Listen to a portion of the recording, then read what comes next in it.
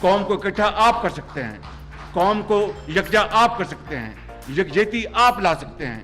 اور میں سمجھتا ہوں کہ اس سے بہتر، باقی تو سب اللہ تعالیٰ کے ہاتھ میں ہے، کہ میرا ایمان ہے کہ اس سے بہتر اور کوئی موقع نہیں ہو سکتا کہ آپ آج اس دکھی قوم کو آپ اکٹھا کریں اور اس قوم کو آپ آگے لے کر چلیں.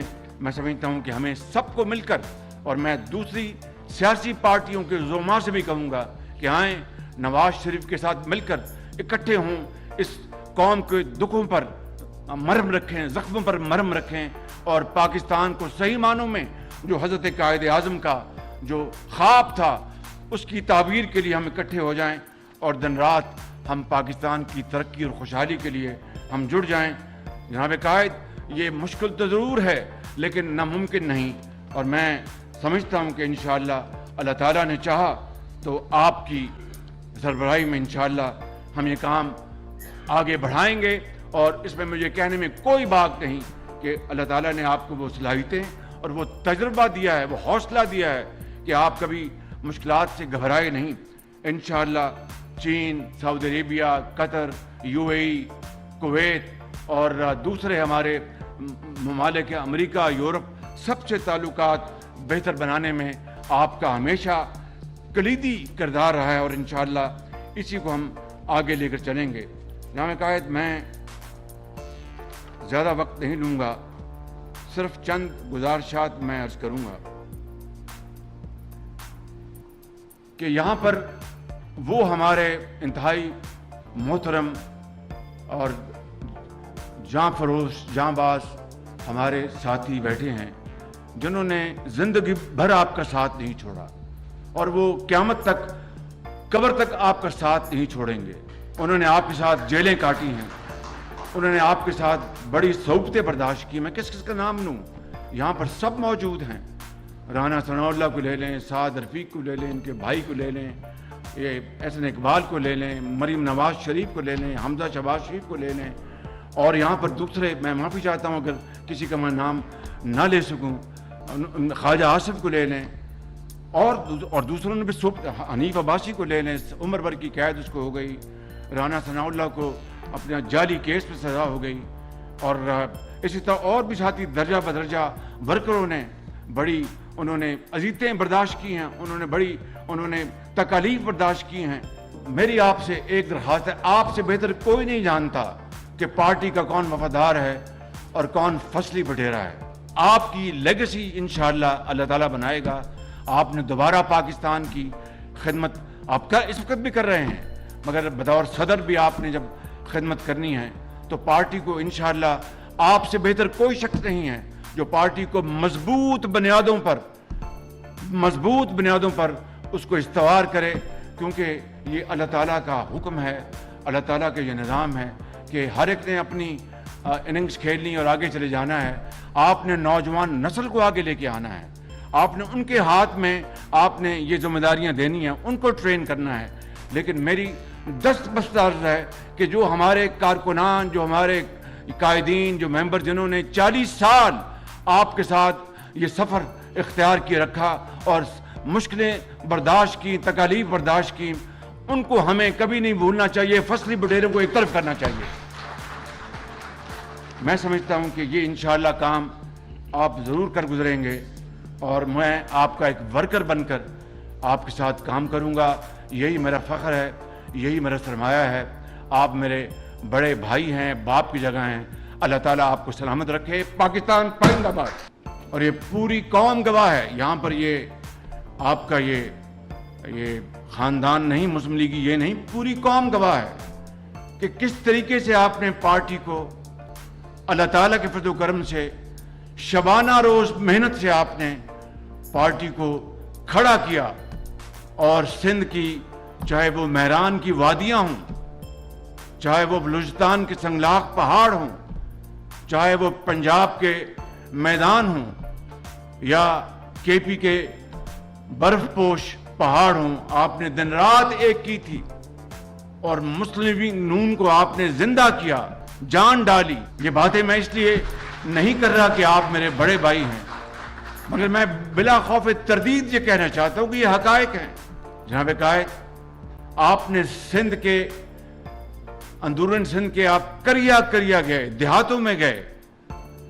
یہ یاد کریں وہ لوگ، وہ کون تھا جس نے مہران کی وادیوں میں پہلی مرتبہ جو بے گھر لوگوں کو ہزاروں ایکڑ زمینیں ان کے حوالے کی، ان کو مالکان بنایا.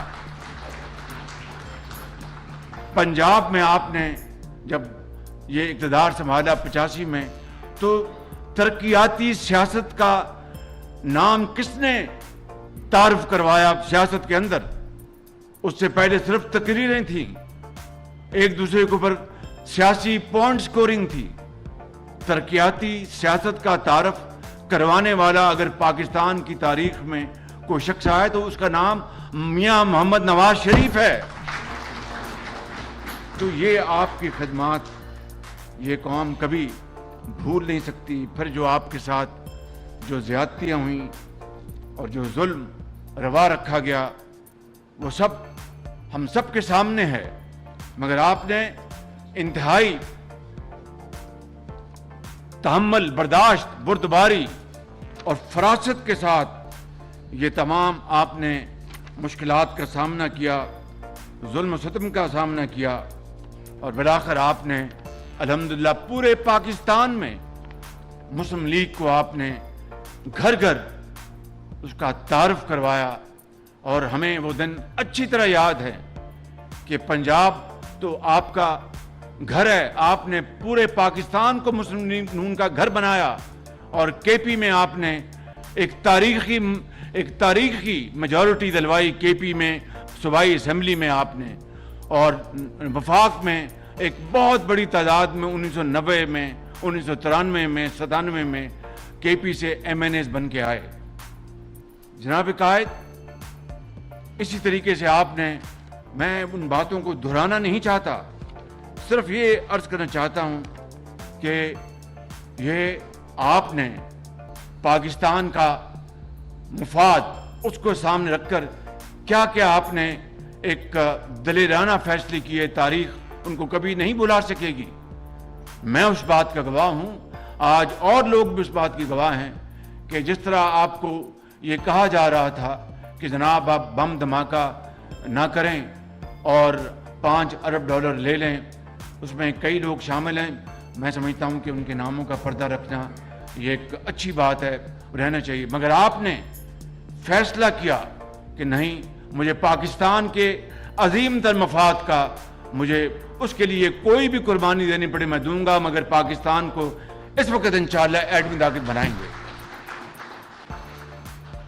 اسی طریقے سے آپ نے کس طریقے سے دہشت گردی کا، پہلے آپ نے بردباری کا ثبوت دیا، آپ نے مشاورت کی، آپ نے ٹیمیں بھجوائیں ان کے پاس کہ بھئی دیکھو، پاکستان کے اندر امن قائم کرنا میرا فرض ہے، اولین ذمہ داری ہے، آپ اس کو ختم کریں. لیکن جب آپ نے دیکھا کہ ایسا ممکن نہیں ہے اور وہ وقت ضائع کر رہے ہیں، پھر آپ نے فیصلہ کیا کہ ہم نے دہشت گردی کے خلاف بھرپور کارروائی کرنی ہے. اور پوری قوم نے دیکھا کہ میاں محمد نواز شریف کے اس دور میں اور پھر افواج پاکستان کے ساتھ مل کر کس طرح آپ نے ملک کے اندر دہشت گردی کا خاتمہ کیا.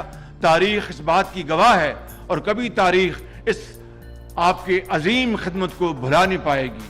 اسی طریقے سے آپ دیکھیں کہ سندھ کے اندر کراچی میں کس طرح آپ نے امن قائم کیا. اللہ تعالیٰ کے فضل و کرم سے کراچی کے لوگ یہاں پر بیٹھے ہیں، وہ آج بھی اس بات کی پکار کر گواہی دیتے ہیں کہ آپ نے کراچی میں امن کو کس طرح آپ نے وہاں پر واپس لے کے آئے.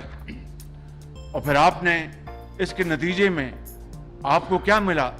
آپ کو دکھ، تکالیف، ظلم، زیادتی، غم. سب جانتے ہیں کہ آپ اڈیالہ جیل میں تھے جب آپ کی اہلیہ اور میری بھابھی بہن وہ لندن میں اپنا بستر مرگ پر تھیں اور آپ کو اطلاع نہیں دی گئی. آپ نے انتہائی صبر اور تحمل اور برداشت سے کام لیا اور اللہ کو یاد کیا. یہ وہی کر سکتا ہے جس کے دل میں خدا کا خوف ہو اور کوٹ کر پاکستانیت بھری ہو کہ کچھ ہو جائے میں پاکستان کے خلاف کچھ سوچ نہیں سکتا. آپ کی تاریخ اس بات کی گواہ ہے کہ آپ نے کبھی پاکستان کے خلاف تو کوئی بات کرنا دور کی بات ہے، آپ نے سوچا تک نہیں. یہ ہے رہبری, یہ ہے لیڈرشپ, اور یہ بات آپ کو ہمیشہ کے لیے امر کر جائے گی.